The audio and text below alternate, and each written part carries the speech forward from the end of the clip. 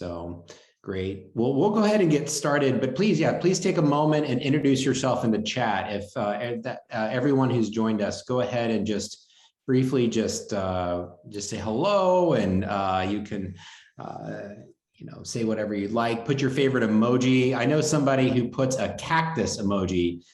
They call it the approving cactus. On our digital storytelling team, rather than a thumbs up or a smile, we have an approving cactus when somebody likes the idea. So you can click on the little emoji thing. Yes, good. There's the WIC Poetry Center there. There's the founder of the approving cactus right there. And so if you like something we talk about, you can put an approving cactus, or you can put your own favorite emoji in the background. So, well, we'll get started here, but just know that there'll be plenty of time for us to have a conversation and get to know each other. But we will go over some things first. The way we're going to structure today's meeting is to give you an update on some editorial initiatives that relate directly to our editorial team, not just broadly what you might have heard about the journal. These involve some initiatives related to community building, some balance in our aims and scope, and our desire to go digital first. We'll explain that. A big part of this conversation today is going to be meeting our new senior editor, Stephanie Kim. She's going to play a major role with the journal. You're going to hear about her role and how associate and assistant editors, you'll be interacting with her.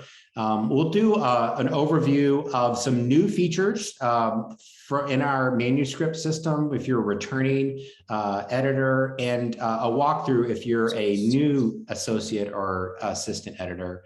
And then we're going to have at least 20 minutes. We had 30 minutes this morning related to just a conversation. So the idea is everything we're going to talk about today is really important for everyone on our editorial team to know. So I'll try to draw connections between your roles as assistant editors and associate editors and section editors with the larger editorial directions that we're talking about.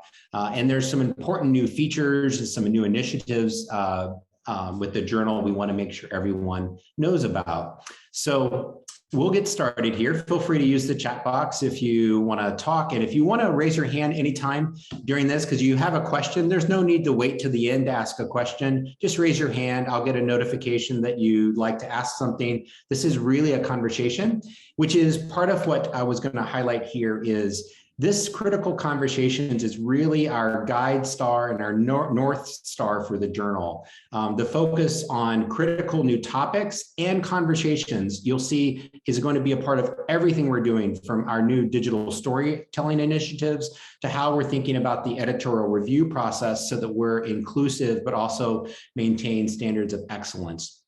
So you're familiar with this because we introduced it last fall, but really this is going to be a part of every part of your role as an assistant and associate editor. But there's a few specific things related to the editorial team we wanted you to know about that are changes you're going to see between now, 2022, and next year, 2023. These are some strategic goals that we've set. The first is to build some community among our editorial team. And Stephanie's going to talk a lot about this and play a major role. This is a way for you to contribute in conversation around the editorial directions of the journal, and you can be more active as assistant and associate editors shaping those directions, as well as a chance for you just to talk to each other about best practices and manuscript management, decision-making, and just tips on how to use the system. So Stephanie will share about that. Second, you'll see is with this new framework, we're really prioritizing a greater balance related to the framework, and we'll give you some illustrations to highlight that. But we are maintaining our commitment to inclusive excellence. I think we're doing some very innovative, progressive, and inclusive ways to think about the editorial workflow so that we can uplift the voices of new generations of scholars and not simply just reproduce the existing forms of academic publishing. We'll talk about that.